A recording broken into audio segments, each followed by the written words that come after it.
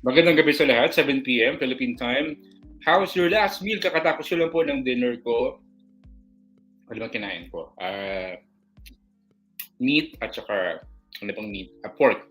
So, today we'll talk about fitness advice over 40. And this applies as well to people na 50 years old, 60 years old, and if you are 20 or 30s, I'm sure this content can help you. We'll have the short video, and after this, usap tayo. See you in a few.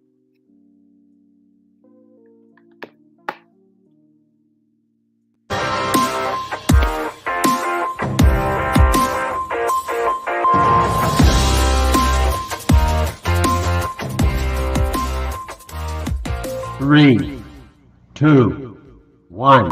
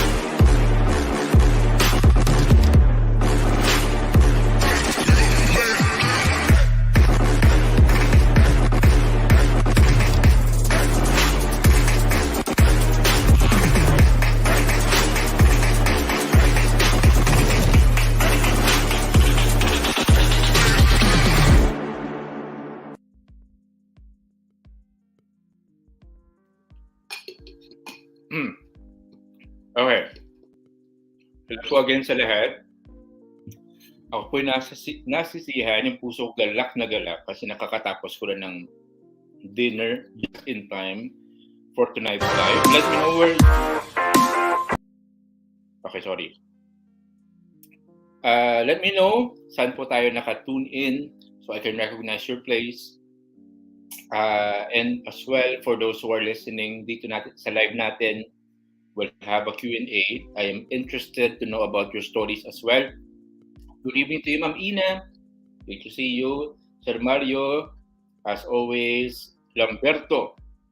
Great to see you, Lamberto. And we have Ma'am Jem, Ismi. From Taguig, of course, is Sir Mario. Ano po yung ganap, especially, to put it into context, especially few days before the election, though I won't say anything about my candidate, nor I will, kumbaga, influence you sa political ideology ko, but I'd like to know, kamusta tayo few days before the election? Okay? Okay pa ba? Kasi super intense yung happenings nowadays. But we'll focus on what we can do right now. And for this hour, we'll focus more on your health. Okay? Sige. I'll have this illustration dito sa screen natin. Okay. Fitness advice over 40s. Again, if you're tuning in 50, 60, 20, 30 years old, I'm sure you can gain a lot from this talk. Yung mga natutunan natin, if you think this may not apply to you, you may want to learn this now so that you can share it later. Alright, sige. First and foremost, if you don't have the ebook yet, about low carb and fasting, and about workout, about muscle gain, regardless, fat loss ka man or muscle gain, share this live video and then message me. I will send to you your ebook 100% free. Now, if you have already the ebook, if you believe on this campaign, Make Philippines Healthy, that's the vision of the group, share this video, and that way you are spreading the campaign to help our fellow Filipinos. Hello po again sa mga listeners natin, Ma'am Regina, as always. Madam, long time no see, Madam. Miss you na, Madam Regina. Hello si Lamberto from Venice. Hello po, napakagandang place. yung Venice. Hello to you, Ma'am Teresa Di Camilo. Great to see you at the same time dito sa mga other natin listeners. Again, yung goal natin is to make Philippines healthy. So, in simple way, like sharing and reacting to this video, that's the quickest way to spread the campaign. Thank you in advance. And of course, meron akong konting trivia dito. Pangalan nito, si Strauss Zelnick. Si Strauss Zelnick. You can check him sa internet. But CEO siya, 63 years old. Take a look at that. Yung muscle niya, makialam nyo. Yung muscle niya, take a look at that. 63 years old. Let me know in the comment section, does he look like 63 years old? Ang daya, no? How is it possible? 63 years old CEO, yung body fat percentage niya, most likely around 8 to 10%. And he looks young, di ba? Very, very young. 63 years old. You can check him online. Ito, one of my idols. Si Ernestine, 74 years old. Sabi niya, exercise is my anti-aging pill. So, I've shown this to you right now para malaman natin what's the common denominator between these two. Si Ernestine at saka si Strauss. Both of them, okay, in the worldly sense, matanda, di ba? In a natural sense, matanda na sila kasi 60 senior citizens. But the common thing about them, both of them prioritize exercise, and both of them believe it's not too late to get started. Never too late to get started. Let me know in the comment section if you believe on that. Type, never too late. Never too late. Both of them believe on that principle. It's never too late to get started.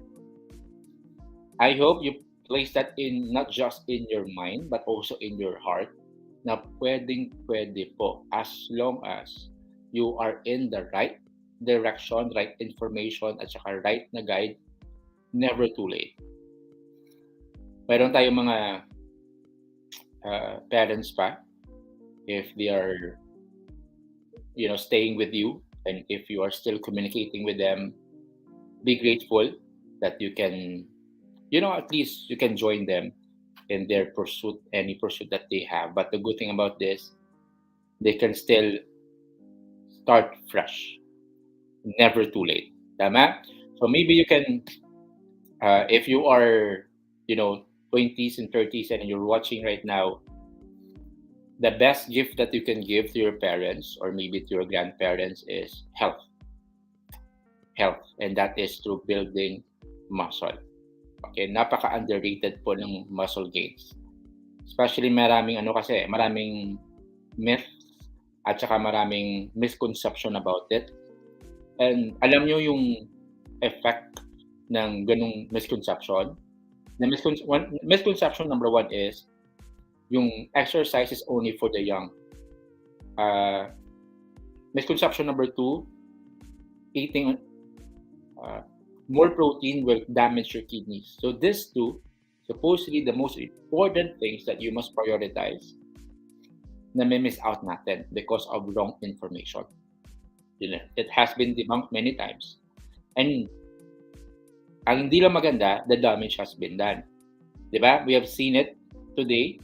Take a look at the general population. Especially if you hit 40 and 50. Anong nangyayari usually? That is the product of the misinformation about muscle gains. Tama ho, diba? So, ano po yung greatest driver ng health? Ano po yung game changer when it comes to health? It's muscle mass. Yung quantity ng muscle natin sa katawan, if madami siya, you are in the right path. So, meron pong fat cell at saka meron din po muscle cell. Iba po sila. That is why you cannot convert fat to muscle, vice versa. Different po sila. That is why if your muscle cell is enlarged, malaki yung muscle mass mo, that is the direct effect of increasing your muscle cells. Now, simple it may sound, we have to go through the process. Ano pong dapat natin gawin? Sige, dito sa comment section, the reason never too late. That's right, never too late, never too late. Yes, there you have it, never too late. So you have to declare this to educate. This is our greatest asset. Because education leads to adherence. If we are educated on the beauty of building muscle, it will lead you to do the right thing. Tama ho, di ba? The reason why hindi natin binagyan ng pansin ang muscle growth kasi we were not informed about the effects and the benefits of it. Tama ba? Si Coach Dane, hello Coach Dane, kamukha nyo yung artista si 𝐋𝐞𝐞. Diba? That's the effect of muscle mass. Nagmumukhang artista ka. Di biro lang. Coach Dane talaga napaka-honest. Kamukha ko daw yung artista. Okay, sige. Now, let's go to the problem. Ano ba usually yung problem? Ano yung problem na bakit tayo nahantong sa ganitong klaseng pamumuhay? I had a friend saan kailan ko ba siya na-meet? This weekend. Name niya is si Athena, American. And then she looked at the population of the Philippines. And then she looked at the life expectancy. Yung age yung anong age usually na you will depart in peace. Okay, na-shock siya na in Philippines daw, yung age expectancy, life expectancy is 60 years old. Can you imagine that? 60 years old. Sa US, around 80 daw yung life expectancy. So that is a problem. So there is something that we do right now that is missing. Kasi sabi ni Albert Einstein, if you do the same thing over and over again and expecting different results, that is insanity or you're a crazy person. So if papatuloy natin yung kananiwang ginagawa natin dito sa Pilipinas, most likely, sabi ni Albert Einstein, ano ka daw, what's the better word? Ano bang buang sa Tagalog? Okay. Buang. Kasi sa amin dun sa Bacolod, tawag dun buang. Crazy, okay, in English. So you're a crazy person if you do the same thing over and over again and expecting different results. So now that we know that it's possible to build muscle over 40, 50, 60, what shall we do? Okay. Sira ulo, sabi ni ma'am. Tama, okay. Sira ulo yung Tagalog ng crazy. Baliw, okay. Correct, tama po kayo. Thank you. So, baliw, sabi ni Albert Einstein, if pinapapatuloy mo yung ginagawa mo and expecting different na results. Now, what is the problem? Number one, there is imbalance. Ano pong nangyayari usually? So, let's take a look yung sa natural lining ng katawan natin, yung biochemistry, yung natural po na tendency ng katawan natin. So, as you get older, especially if you hit the age of 40,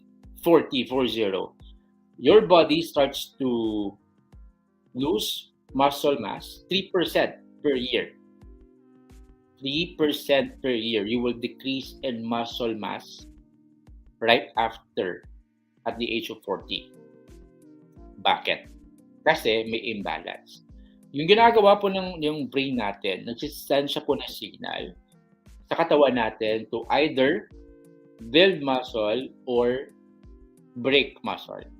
Build or to break, that is the question.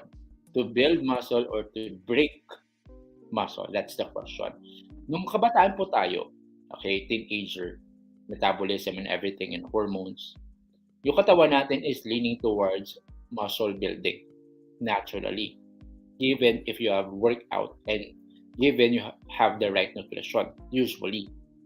That's why yung mga kabataan their metabolism is high, na kahit anong kain nila, usually on general sense, hindi sila tumataba, yung mga teenager. And then when they hit 25, adults 30, that's you can see yung decline.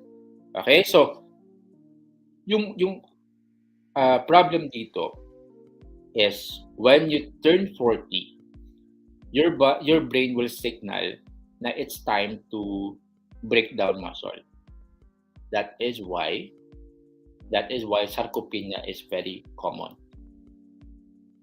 Very common. Tama ho, di ba? So, ano pong dapat gawin if may imbalance sa ganito? Ang gawin natin, you increase yung sa, ang tawag dito is yung sa protein at saka sa workout. Mamaya, I will talk deeper on those things.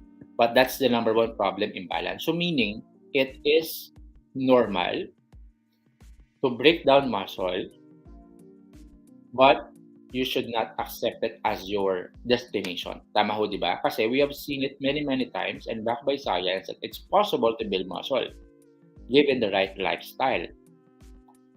So don't believe the lie at saka don't believe the excuse that it's too late, na wala ka na magagawa doon, na it's your fate, it's genetics. No po. You can still reverse it.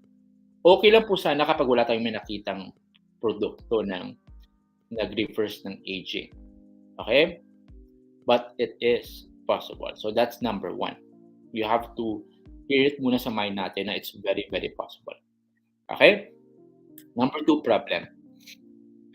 Decrease in stem cell. So ang ginagawa ng stem cell is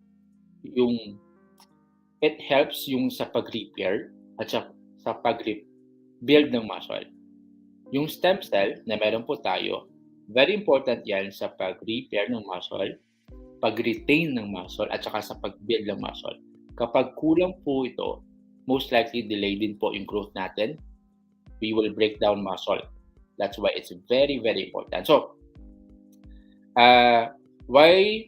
paano mo malalaman na there is decrease in stem cell? Malalaman mo yan kasi parati ka may injury. Tama? Yung appetite natin is not that kind of aggressive. Okay? Yung strength natin is declined. Di na tayo ganun ka-active. And at the same time, yung pag-grow ng muscle natin is delayed. That is why you can see dito sa katawan natin, especially dito sa arms, it's not solid. It's flabby. Okay? Flabby siya. That is why we have to repair ourselves and we have to replenish yung stem cell natin. Okay? If you are in the low-carb community, keto, at saka fasting community, I'm sure you have heard stem cell because we can have it through fasting at saka right nutrition. Tama ho, di ba? Sige. So we have the problem. Let's go to the solution. Number one, you increase your muscle mass. Increase your muscle mass. Now, this is very, very important kasi yung muscle mass is the key factor when it comes sa reversing aging. We have seen the many researches about this, and it's leaning towards the link between quality of life at saka yung longevity of your life depend on your muscle mass. We have studies for that, and how I wish I can pull the study right now, but it's very, very compelling and persistent na you can see yung mga taong they can prolong their life, quality life. You can see yung posture nila sa muscle mass. Kanina yung pinakita ko sa inyo, yung si Strauss kag si Ernestine. Okay, pakita ko lang. Okay, Ernestine at saka si Strauss. 63 years old si Strauss, 74 years old si Ernestine. Anong common sa kanila? Both of them have good enough of muscle. So, what is the common thing? Okay, let me ask you dito sa comment section. Anong common thing between a person who is overweight and a person who is underweight? Anong common thing sa kanila? obese, overweight, at saka yung underweight. Anong common thing sa kanila? Let me know in the message section sino ang naka-watch ng previous natin na live because we discussed this last time. Ano ang common thing between a person who is underweight at saka overweight? Tamang sagot ay tantaran. Sabi ni Ma'am Cabs, lack of muscles. Tama po. Under muscle. Lack of muscle. Okay, kung sa Tagalog pa, kasi I explained this one as well dun sa isang group ng mga adults dun sa UP Diliman. Hindi sila nakahindi ng lack of muscle. So, dapat daw lack of muscle. So, lack of muscle, isa lang po yan. Okay? So, very, very important to settle in your mind na yung muscle mass is the game changer. This is the game changer. That is why we keep on repeating this. And you've seen this, most of my clients, almost 90% ng mga clients ko went through low carb, they lose weight, and now they want to build muscle. Kasi they know losing weight is not the goal. Tama ko, di ba? Losing weight is not the goal. If that is the goal, wala po akong students at saka clients ngayon. Most of my clients want to build their muscle because at the very first place, they don't look good, they don't feel good, and most of their activities are being compromised. That is why, if your starting point at saka yung goal mo hindi align sa gusto mo talagang mangyari, most likely you will lose weight or you will gain weight. Yung muscle mass will help you regardless of your goal.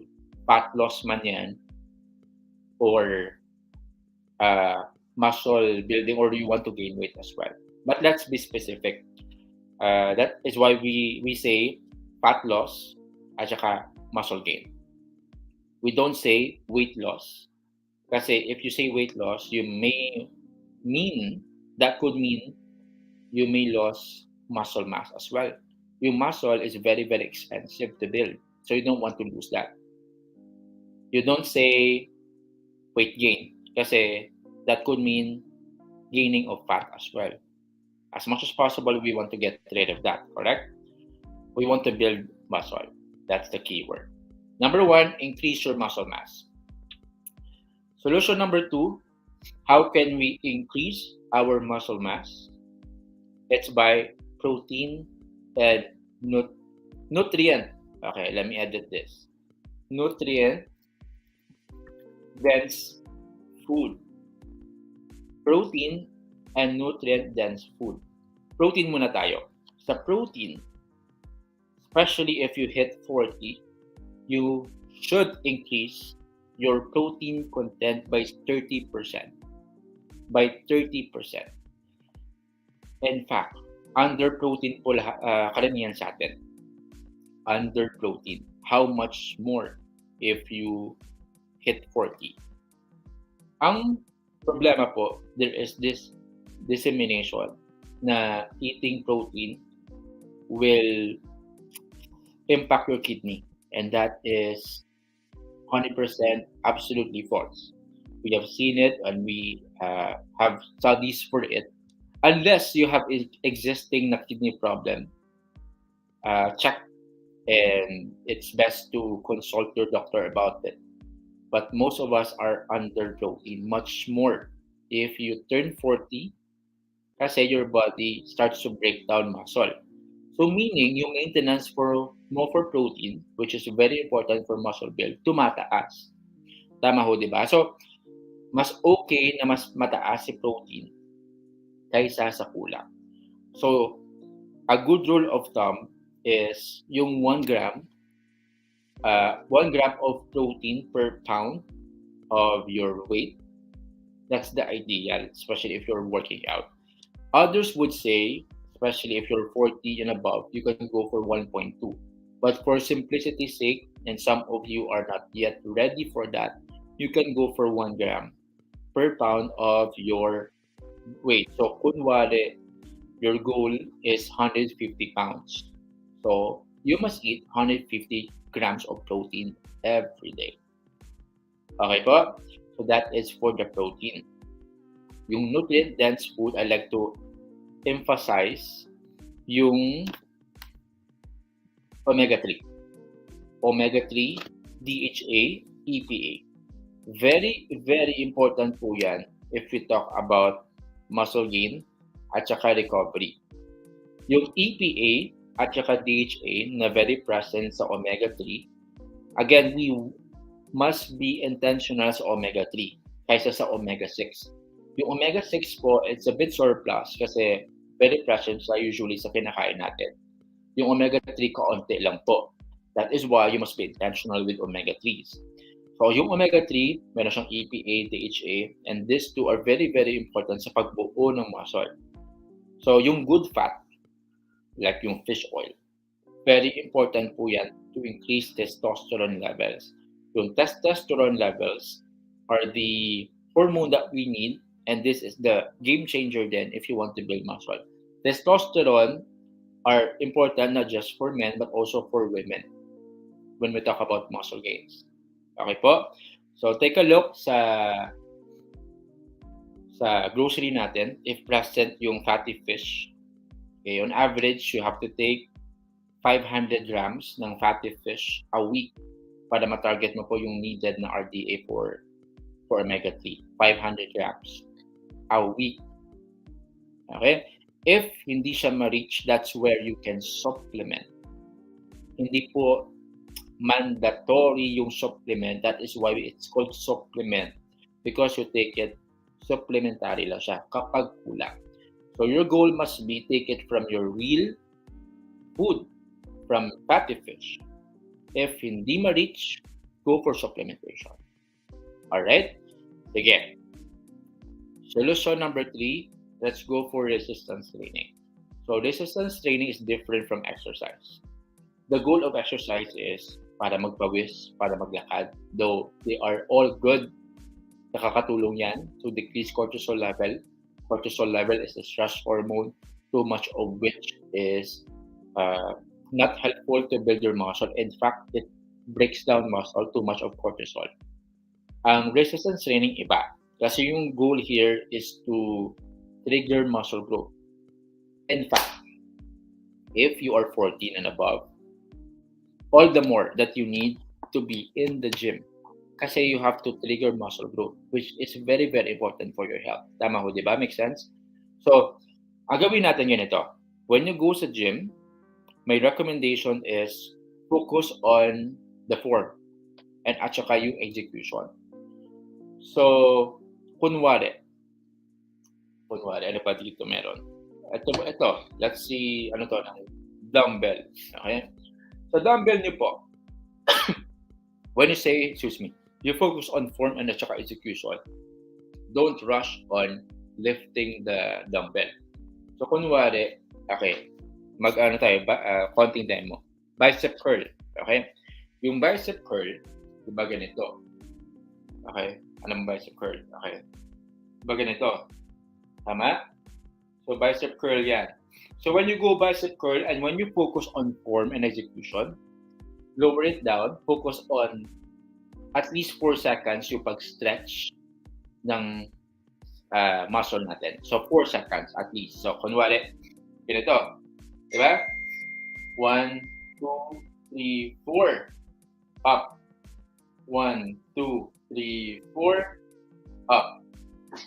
Focus on, tawag doon, stretch and slow. Stretch and slow. Make sure yung tension is yung sa pagpigil. Okay? Yung pababa ng execution natin.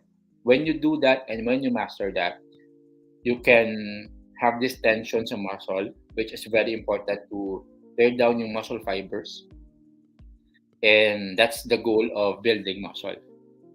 Now, if wala kang guide, you can hire PT dun sa gym nyo. If wala, I can guide you with that. I have a program with that one as well. Message mo lang ako because very important to master yung form at saka execution. You don't need to focus muna on yung heavy lifting. No, no, no, no, no. Focus muna on perfecting your form at saka yung execution nyo. And you have to enjoy it. You have to find a way to enjoy your workouts. You may start with 3 times a week up until ma-develop mo yung confidence mo sa gym. Now, if gym is not available, go for dumbbells. Okay, go for dumbbells. If walang dumbbells, you may want to start dun sa home workouts. But eventually, you have to employ yung dumbbells natin for resistance training for simplicity's sake. Okay po. Now that we have the resistance training, it's very important tip as well na you don't train through pain. Meaning to say, if may mga compromise tayo sa bones natin, yung mga nerves natin, and medyo alanganin yung pag-lift ng weight, it is very important to seek and consult professional advice on that. Focus on healing if may injury. You don't train through pain. Prioritize healing. Kasi ang mangyayari, if you compromise yung body natin because of injury, that may take months and even years to recover. So you don't want to do that. So gradual lang po but steady. But rest assured, once healed ka na, and once you have the right guide at saka proper na form, you are on your way to build your muscle because this is science back. As long as you do this consistently, definitely, as the science says, you will definitely grow your muscle. Okay? That's number 3. And solution number 4, we have fasting. Sino sa inyo dito sa live natin ang nagpa-fasting? Let me know in the comment section, sino sa inyo dito ang nagpa-fasting? Sige, why do we have fasting here? Diba kanina, isa sa mga problem natin is yung stem cell na nagde-decrease siya naturally when you grow old. Tama ba? So, the best way to grow and to replenish your stem cell is through autophagy. Yung autophagy is the recycling or yung tinatawag natin na pag-replenish ng stem cell. And you can have it in 2 ways. Not just in fasting, by the way, yung autophagy. It is also triggered by exercise, yung workout natin. But here, we have fasting to let you know that it will help you in growing your stem cells. Now, yung fasting is very important as well if hindi ka calorie deficit, meaning to say, kapag kulang kinakain mo, nagpa-fasting ka, most likely you will not grow muscle, tama ba? So, dapat strategic siya. You can go fasting at the same time, you are in yung calories natin or yung protein natin sakto lang. Kasi kapag kulang, you will not grow your muscles, tama ba? Yung fasting kinakailangan natin for autophagy, for stem cell regeneration, which is very, very important for recovery, for muscle retention, for muscle growth. That's the reason why we have fasting. Now, yung sa akin, I am into fasting. First meal ko around 12 or 1. Last meal ko around 6 or 7. So 2 meals a day po ako. And I'm into, tawag dito, cutting stage. Cutting stage means losing weight. Okay, losing fat. Okay, losing fat. That's the key. Not losing weight. Okay, losing fat. Okay, now, regardless of your schedule sa fasting, make sure it's flexible and it fits your lifestyle. Okay ba? And then, again, okay ang fasting sa muscle gains, sa bulking, as long as na-hit natin yung protein target natin. Alright, sige, let's see. Sino po nag-fasting dito? Of course, si Ma'am Maribel, Ma'am Lotte, Ma'am Len, Teresa, dito si Cabs everyday just have reached 48 hours of fasting. Can you imagine that? Lamberto, 16-8, parehas po tayo, Sir Lamberto. Si Gaspoy, nagpa-fasting din. Si Ina, 18 hours. Wow. at least 16 hours or more, si Ma'am Len, Sean Mario, at saka si Abby. So go for it. Again, okay ang fasting and it helps us as long as target natin yung protein natin at saka nag-workout tayo. If you do these three things consistently, fasting, hitting your protein target, at saka workout, you are in the right track. How I wish that po ng 40s natin, 30s, and even mga teenagers natin are into this because they have a very strong na system. So one of my prayers din, if I were to design the curriculum of our educational system, I like to add this to our system. Yung fasting, yung protein, yung weight training. Yung tatlo, hindi mo to makikita usually sa curriculum. It's more on mental, academic, more on recalling, but not its weak in application yung sa real life situation natin. So it's very, very weak on that area. But I'm still hopeful kasi yung mga Pinoy are very flexible. Kahit saan mo sila ilagay, they can adjust. So yun yung strength natin. Alright, sige.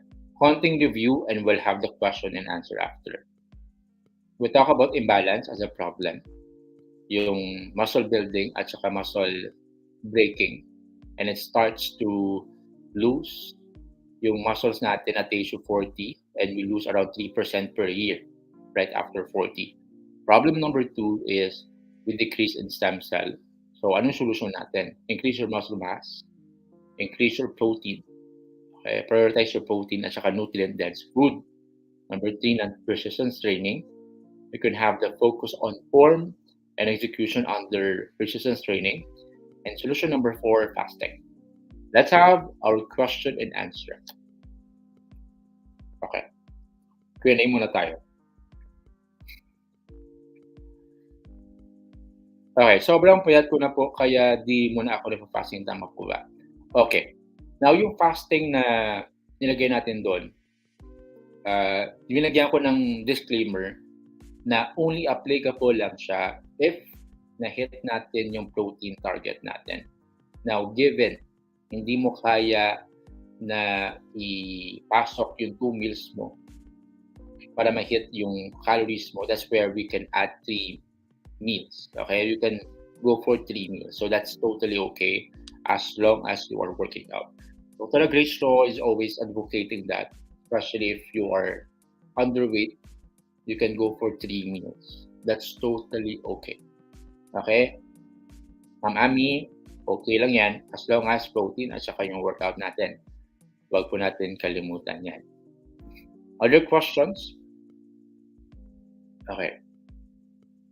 Sabi dito ni Ma'am Maribel, so yung workout is one of my anti-aging. So Ma'am Maribel can relate to that. Sa pagpatuloy mo lang yan. Start putting out when I start my age of 40. I'm 46 already now. So you reap the benefits of working out, Ma'am Maribel. So keep it up.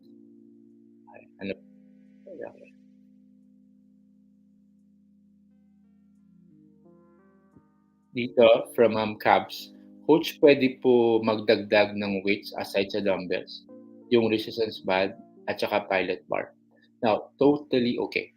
Totally okay as long as alam natin yung muscle group na the target ng each exercise. So, I think may mga YouTube videos na full body workout using the resistance band at saka pilot bar.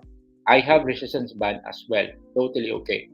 So, i-master mo po, Ma'am Cabs, yung execution dun sa resistance band and make sure na target yung muscle group at least 2 times a week. Okay, so search mo yung mga workout natin dyan, available workouts, and make sure to target a muscle group 2 times a week. Okay, kunwari, yung legs natin, make sure to target it twice a week. Yung chest natin, at least twice a week. So, go for muscle, full body workout na available sa YouTube. using resistance band at saka pilot bar. Si Ma'am Len, sa pag-break ng fast ako nahihirapan. I'm not sure ano ang part na medyo nahihirapan ka. Pero the best way to break your fast is to eat protein. That's it. Fasting is important, but what is more important is how you break your fast. So go for lean protein, Ma'am Len. Dito si Sir Alvin, is it okay to hit protein requirements but not the calories and religiously doing lifting weights? Yes na yes. As long as you hit your protein, totally okay. Especially if you are in the low carb community, there are options where we have moderate protein, yung targeted keto, but we don't need to dwell on that. As long as you hit your protein requirements, we're okay with it. Now, the result may not be that kumbaga quick, okay? But if you have a current issue now, that's why you are in a low carb kasi you want to heal first, it's okay.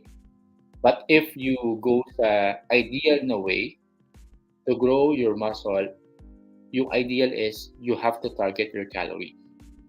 That is the most scientific way to build your muscle. Okay po? So, yung lifting weights nyo, do it religiously so you are in the right track. Just so you know, Sir Elvin, yung tinitake ko na calories, konti lang, pero yung protein ko, madami. Hindi ko natatarget yung calories na kinakailangan, pero I can see results. Hindi lang siya ganun kabilis, but I'm okay with that. So you have to ask your preference as well. Are you okay with that? With that kind of result? Kasi if not, there's a other way to do that. Okay? Sir, si Ami. How much po training kasi gusto ko pa mag-build lang workout namin kasi mali siguro. If you're asking about my coaching rate, natin dito sa Worth the Grind, message me directly, Ma'am Ami. I will give you the program options that fit your goals at saka yung needs mo. Sige. Si Ma'am Teresa, injured po ang right shoulder ko, pwede po ba na ang left shoulder? Well, okay. So, ito po mangyayari if there's imbalance. If nag-heal na siya, that right shoulder na may injury needs to catch up after. So, medyo mahirap po yun. So, my recommendation is prioritize muna ang healing, seek professional advice, and once okay, you can train it. You must train it both arms, both shoulders. Kasi may imbalance if that's the case. And you don't want to catch up yung sa right shoulder mo after it's completely healed. Okay, sige. Others, again, thank you for sharing this content. Kasi in that way, you're supporting the vision, make Philippines healthy. Make Philippines healthy. So, for our challenge, I like to add this again. Yung sa challenge natin, 1 day to go. 1 day to go na lang po. Okay? So, yung sa challenge natin, there's a link dito sa description natin sa Facebook. Click on that. Sa bio ko, sa Facebook bio ko, meron din doon instructions on how to join the competition, the challenge. Again, these are the prizes.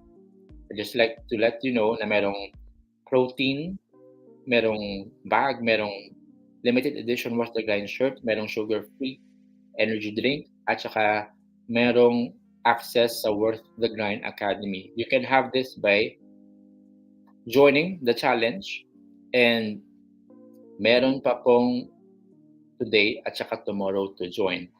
Again, I like to encourage you na ang challenge is not just for transformation sa fat loss or maybe sa muscle building, hindi po. Meron ako nakita doon na post siya about diabetes. So that's good. Meron ako nakita doon na about mental health. So that's good. Meron din po about confidence. Meron din po about hypertension. Meron din po about fat loss, yes. But again, it's about the story. You don't need to arrive in the destination of your goal. You just join because in that way, you can inspire others. Did you know, by just posting yung story mo, maraming taong nag-observe lang and some of them tahimik lang. They are observing you and some of them, you are an influence to them. You have this impact to them. So, post it there, post your story, and then be a blessing. And you have these prizes again, and I think this is just consolation. If compare mo siya sa feeling of inspiring others. So that's the most amazing thing. Meron din questions again. May question pa. Okay. Dito from Betty. 5 months pa lang nag-low carb, okay na po ba mag-start ng resistance training for muscle gain? Payat na po kasi ako. So, yes na yes. Kasi you can see, payat ka. So, to answer your question, okay na ba? The answer is, if nakita mo na sobrang payat mo na, so, you have to change it. So, go for resistance training, Ma'am Betty, and yung nutrition mo. Very important. So, plan your meals. Make sure to be high in protein. At saka yung sa resistance training mo, make sure to have a program with that. Okay po? So, don't wait for you to be so skinny at saka so underweight before you take an action. Act now, Ma'am Betty. Sige, si Ma'am Lottie. Coach, okay na ba mag-gym ng isang mag-maintenance for high blood? 5 months ang low carb, gusto lang mag-gain ng muscle kasi. Definitely yes. What is the benefit of working out? What is the benefit of working out? It will help you with your high blood. It will help you with your diabetes. It will help you with your metabolism. It helps you with fighting stress. It helps you with excess calories. So I can go on with this many lists. If you know the benefits, the answer is yes. Super needed po mag-workout, especially if you have a concern with your high blood. Okay, but do it gradually, Ma'am Lot. So, hanap ko po ng program na fit po sa level nyo at saka fit din po sa lifestyle nyo. You can start with 3 times a week. Ma'am Untoy. So, Untoy. I'm sure si Sir to. Okay, not Ma'am. Sir Untoy. I was diagnosed kidney cyst by ultrasound, but I have no symptoms. And I still do resistance training and increase protein intake. First and foremost, consult your doctor about it. Especially sa nutrition mo. If ano yung diagnosis at ano yung recommendation ng doctor, ibagay mo sa workout mo at ibagay mo sa protein intake mo. Balance po dapat. Once you have that combined, go for it and commit to it. Because you will see your results if you commit to that path, resistance training at saka protein intake. Yes, good evening sa'yo, Samson. Again, still ongoing, 1 day left before our challenge. You can post it tonight and tomorrow. Looking forward to see your stories and looking forward for your transformation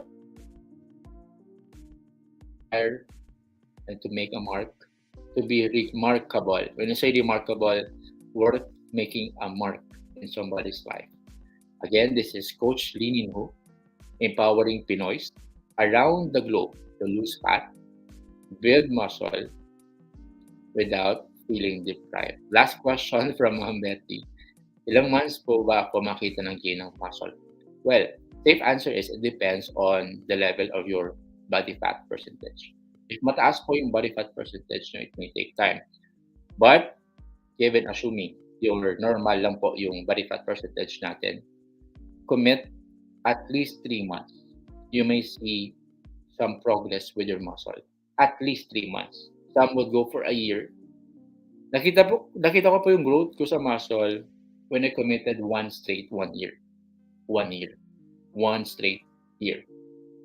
But to be safe at saka manageable, focus ka muna on building that 3 months para may small wins ka po. Welcome din. Ma'am Caps. My pleasure. Thank you po na nag-learn ka po sa live natin. Wait to see you again. God bless. Stay clean. At saka happy lifting. All the best and enjoy the rest of the evening. Bye-bye.